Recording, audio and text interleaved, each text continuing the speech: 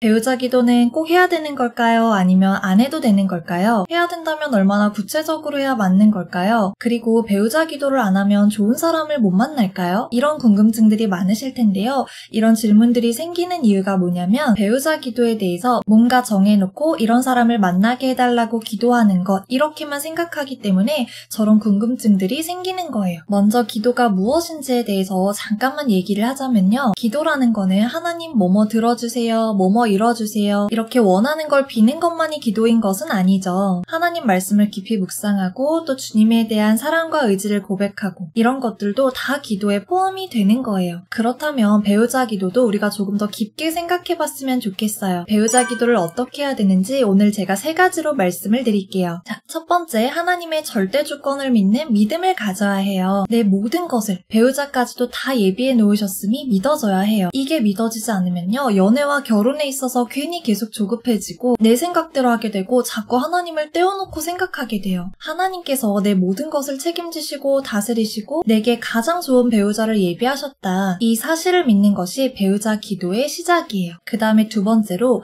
하나님께서 예비하신 사람과 결혼하겠다는 마음을 가지는 거예요. 아까 말씀드렸던 첫 번째, 하나님의 다스리심과 예비하심이 믿어진다면 그 다음에는 어떻게 해야 되죠? 그 뜻에 따라야 하겠죠. 하나님께 순종하겠습니다. 예비하신 사람과 결혼하기 원합니다. 이런 진실된 고백이 되어져야 해요. 많은 사람들이 내 삶을 하나님께 드린다, 하나님 뜻대로 살고 싶다 이런 고백들을 많이 하잖아요. 그런데 결혼에 대해서는 그렇지 않은 경우들을 종종 봐요. 내가 정말 하나님께서 원하시는 대로 살기를 원한다면 결혼도 배우자도 하나님 뜻대로 해야겠죠.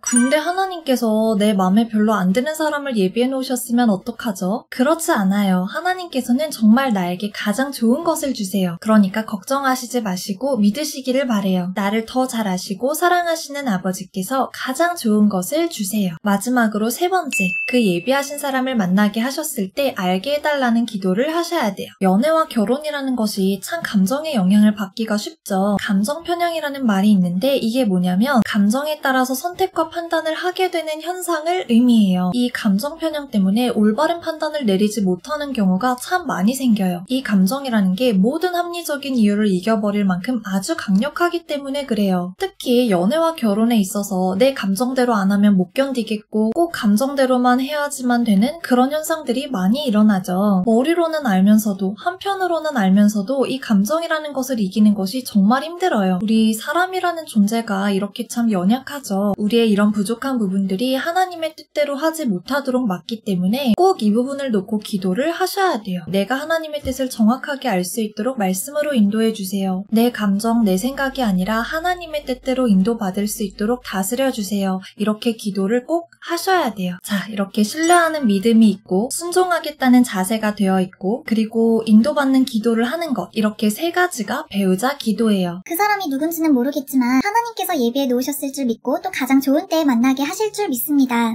하나님 뜻에 순종하기를 원하오니 예비하신 사람을 만나게 하셨을 때 내가 알 수 있도록 인도해 주세요. 또 그 사람을 만날 때까지 하나님께서 기뻐하시는 믿음의 가정을 꾸릴 수 있는 좋은 그릇으로 준비되도록 나를 다스려 주시옵소서. 이렇게 기도를 하시면 돼요. 이게 배우자 기도예요. 내가 정말로 하나님을 사랑하고 신뢰하고 그분이 원하시는 대로 살기 원한다면요, 정말 그렇다면요, 외모가 어떤 사람, 성격이 어떤 사람 이렇게 정해놓고 하는 배우자 기도는 하셔도 좋고 안 하셔도 좋아요.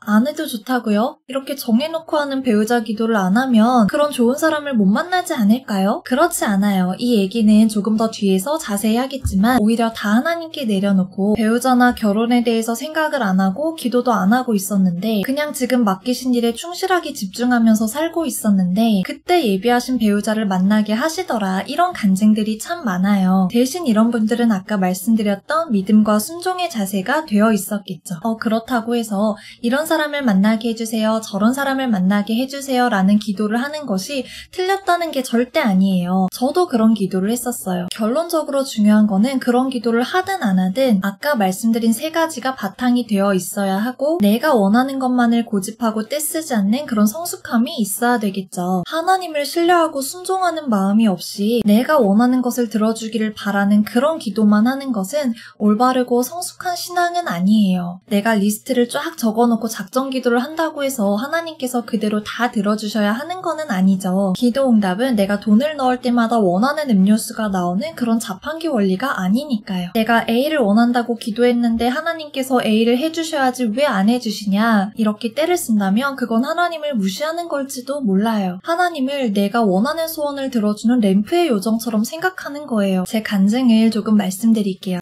저는 배우자 기도를 어떻게 했었냐면요. 한 리스트를 9가지 정도를 적어놓고 기도를 했었어요. 매일 기도했던 건 아니고 그냥 생각날 때마다 했었던 것 같아요. 그런데 지금 제가 결혼을 했는데 그 리스트대로 다 이루어졌을까요? 이루어진 것도 있고 이루어지지 않은 것도 있어요. 한 반반 정도 되는 것 같아요. 이루어진 건 뭐가 있냐면 제가 키가 큰 편이라서 남편도 키가 컸으면 했어요. 그래서 하나님 저랑 키가 10cm는 차이가 나게 해주세요. 이렇게 기도를 했는데 이건 이루어졌고요. 또 정말 복음을 사랑하는 사람이었으면 좋겠다고 기도를 했는데 이것도 이루어졌어요. 반면에 제가 기도했던 대로 이루어지지 않은 것은 뭐가 있냐면 그중 하나가 성격이에요. 저는 저를 되게 강하게 리드하고 이끌어줄 그런 성격을 원했었어요. 뭔가 좀 센 스타일 있잖아요. 그런 성격이 멋있다고 생각을 했었고 또 저랑 잘 맞을 거라고 생각을 했었어요. 근데 저희 남편 성격이 어떠냐면 제가 기도했던 거랑 반대예요. 강하고 세고 이런 성격이 아니라 오히려 되게 섬세한 편이고 저를 많이 배려하고 존중해주는 스타일이에요. 근데 또 복음이나 진리, 교회 문제에 있어서는 대쪽같이 강경해요. 옆에서 보면은 되게 고든 대나무 같아요. 하지만 그 외에는 기본적으로 섬세하고 부드러운 성격이거든요. 제가 결혼을 하고 나서 뭘 알게 됐냐면 저희 남편의 성격이 저랑 가장 잘 맞는 성격이라는 거를 알게 됐어요. 제가 기도했던 대로 좀 강하게 리드하고 좀 세고 이런 성격이었다면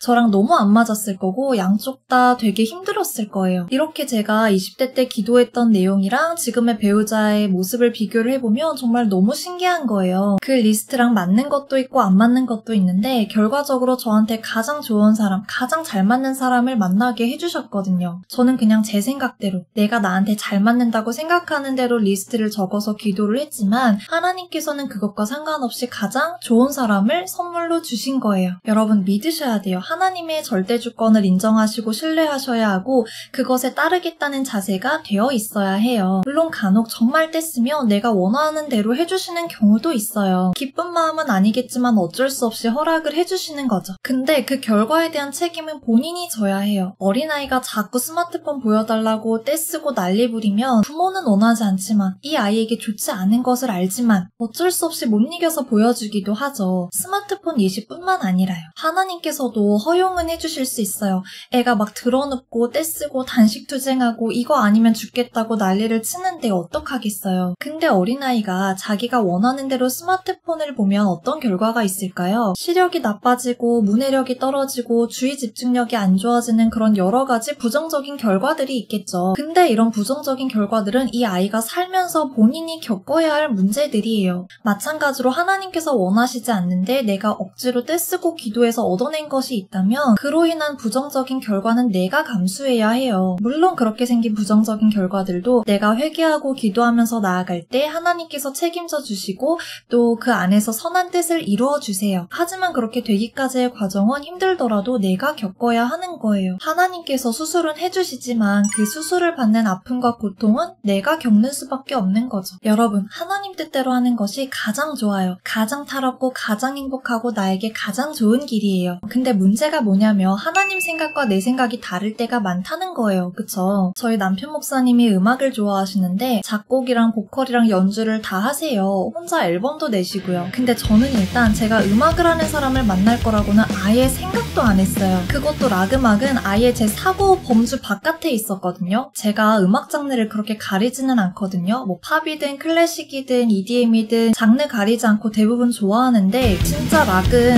제 취향이 어느 정도냐면 저희 둘이 같이 락 공연을 보러 간 적이 있는데 저는 그 공연을 보면서 졸았어요. 사운드 엄청 크고 빵빵하고 대중적으로도 유명한 가수분들이 나와서 막 고음 지르시고 저희 앞줄에 계신 분들은 신나서 막 일어나서 뛰고 그러시는데 저는 그냥 앉아서 졸았어요. 근데 저희가 지금 이렇게 같이 살고 있어요. 물론 저희 남편이 락음악을 들으려면 꼭 집에서는 이어폰을 끼고 들어야 되고 아니면은 밖에 나가서 차나 교회에 가서 들어야 있어야 뭐 그런 거는 있지만 하나님께서 이렇게 만나게 하신 데에는 다 이유가 있더라고요. 또 저희가 만났던 타이밍도 마찬가지예요. 둘 다 생각하지도 못했던 때였어요. 저희가 처음 만났던 게 제가 26살, 남편이 29살 때였는데 그때 저희 둘 다 좀 큰 일들과 변화가 있던 시기였고 둘 다 연애를 할 생각이 그때 아예 없었어요. 근데 하나님께서 딱 그 시기에 저희를 만나게 하신 거예요.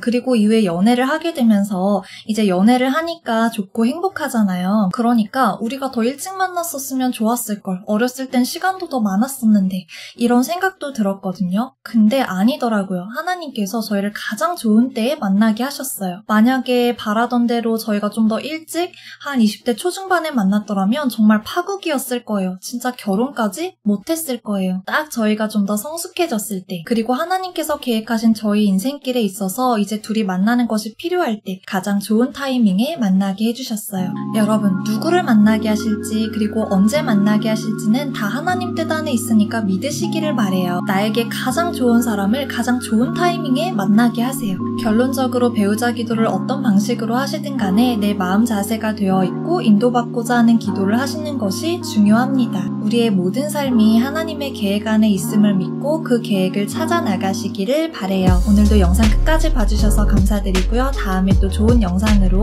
찾아뵙도록 하겠습니다.